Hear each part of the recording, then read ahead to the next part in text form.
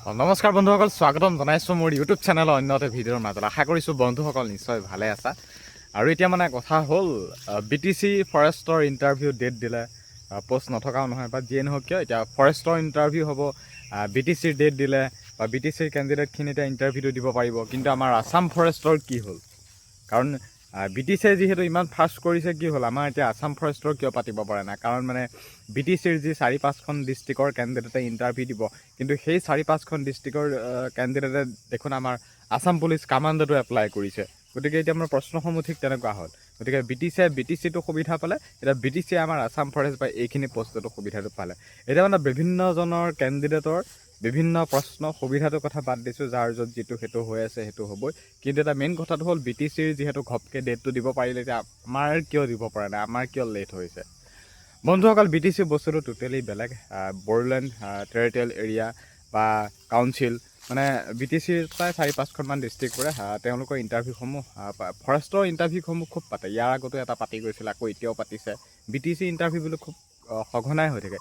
কিন্তু আমাৰ অসম চৰকাৰৰ এইখিনি কথা যদি ক'বলৈ যাওঁ, এটা মানে বেলেগ লেভেলত কাম কৰে। এটা বহুত মানে ভয়ংকৰ বুলি কৈছোঁ। এতিয়া 2 লাখ চাকৰিৰ কথা কৈছে, তেনেকৈ এটা লেভেলত কামটো কৰে।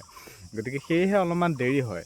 কিন্তু এতিয়া বৰ্তমান আমাৰ BTCৰ ডেট দিয়াৰ পাছত এতিয়া আমাৰ আহি যাব এতিয়া আমাৰ অসম চৰকাৰৰ ইণ্টাৰভিউ ডেটসমূহ। কিন্তু এতিয়া টোটেলি ইণ্টাৰভিউ ডেট নাহে। এতিয়া ভেকেঞ্চিৰ সন্দৰ্ভতে আপডেট আহিব, নতুন ভেকেঞ্চি ওলাব, এপ্লাই হ'ব। আমাৰ হৈ যোৱা পষ্টখিনিৰ বা এপ্লাই হৈ যোৱা পষ্টখিনিৰ ইণ্টাৰভিউ তোমালোকে অক্টোবৰ মাহৰ পাছত আশা কৰিব পাৰা। নৱেম্বৰ ডিচেম্বৰ এইখিনি সময়ত তোমালোকে ইণ্টাৰভিউ হ'ব বুলি ধুনীয়াকৈ এটা আশা কৰিব পাৰা, আৰু হ'বগৈ বছৰৰ শেষত। কিন্তু বৰ্তমান নহয়। আৰু এতিয়া 1 মাহ পাছতে মানে এতিয়া মানে জুলাইত মানে পানী এটা হয়, এটা ভয়ংকৰ বানপানী হ'ব। এতিয়া বানপানীৰ সময় আহিছে, বাকী চৰকাৰে এইখিনি কথা কৈছে 2 লাখ চাকৰি মানে এতিয়া ইণ্টাৰভিউটো এতিয়া টোটেলি নাপাতে। ইণ্টাৰভিউ নাপাতে, হ'বগৈ তোমালোকৰ বছৰৰ শেষৰ ফালে। এতিয়া নতুন ভেকেঞ্চি আহিব, নতুন ভেকেঞ্চি এপ্লাই হ'ব, বাকী এইবিলাকেই এতিয়া হৈ থাকিব। খালি তোমালোকে 3-4 মাহ মাজত খুব ধুনীয়াকৈ এটা গ্ৰেপ পাবা। আৰু এই গ্ৰেপৰ মাজতে হ'ব বানপানী, বৰষুণ, এইখিনি সময়তে তোমালোকে প্ৰেক্টিচটো কৰি থাকিব লাগিব। মানে বস্তুসমূহ ঠিক তেনেকুৱা হ'ব। আৰু বাকী যেতিয়া ছেপ্টেম্বৰ অক্টোবৰ হ'ব, সেইখিনি সময়ত তোমালোক খুব ধুনীয়াকৈ ফ্ৰী হৈ যাবা। আৰু অক্টোবৰ মাহতে আপডেট দি হয়তো নৱেম্বৰ ডিচেম্বৰ মাহমানৰ পৰা ইণ্টাৰভিউসমূহ আৰম্ভ হৈ যাব। গতিকে বন্ধুসকল, ইমান বৰ বিশেষ চিন্তা কৰি নাথাকিবা, ইণ্টাৰভিউসমূহ হ'বই। এই BTC আমাৰতো অলপমান বেলেগ এটা লেভেলত বস্তুবোৰ এইবাৰ ৰিক্ৰুটমেণ্টসমূহ পাতে।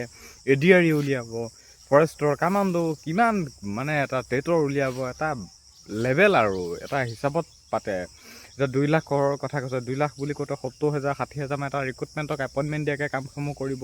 গতিকে যথেষ্টখিনি মানে সমস্যাও আছে। এটা ৰিক্ৰুটমেণ্ট পাতি শেষ কৰি এপইণ্টমেণ্ট দিয়াক লৈ যথেষ্ট সমস্যা আৰু এটা ৰিস্ক ল'বলগীয়া কথা হয়। চৰকাৰৰ মানে যথেষ্টখিনি ইয়াত কথা আহি পৰে। সেইখিনি কথা আমি নাজানিম, আমি বুজি নাপাম, বা বুজি পালেও তোমালোকে বুজি পাইছা। কথাসমূহ তেনেকুৱা, জাষ্ট এপ্লাই কৰিব লাগে, ইণ্টাৰভিউটো দিব লাগে, ঠিক তেনেকুৱা নহয়। বা ইণ্টাৰভিউটো পাতিব লাগে, তেনেকুৱা নহয়। ইণ্টাৰভিউটো পতাৰ আগৰ পৰা ইণ্টাৰভিউ শেষ কৰি সেই এপইণ্টমেণ্ট নোহোৱা পৰ্যন্ত বহুখিনি দায়িত্ব থাকে গভৰ্ণমেণ্টৰ। গতিকে সেয়েহে এটা ক'তো মানে খেলি মেলি নোহোৱাকৈ যাতে দিব পাৰে এপইণ্টমেণ্টসমূহ। গতিকে সেয়েহে ইণ্টাৰভিউসমূহ অলপমান লেট হয়।